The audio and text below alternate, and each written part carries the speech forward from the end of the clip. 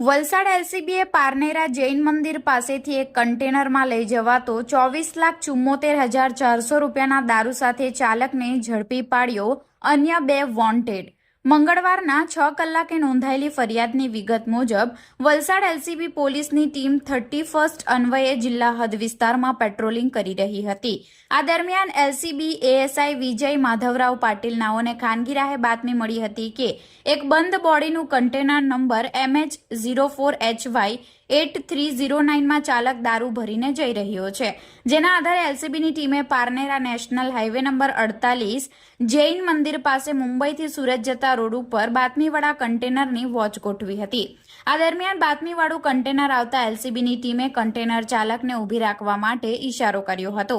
Container ચાલકે રોડની સાઈડે ઊભી રાખતા કન્ટેનરમાં તપાસ કરતા કુલ 162 બોક્સ, જેમાં કુલ 3,792 નંગ વિદેશી દારૂ, જેની કિંમત 24,74,400 મળી આવ્યો હતો.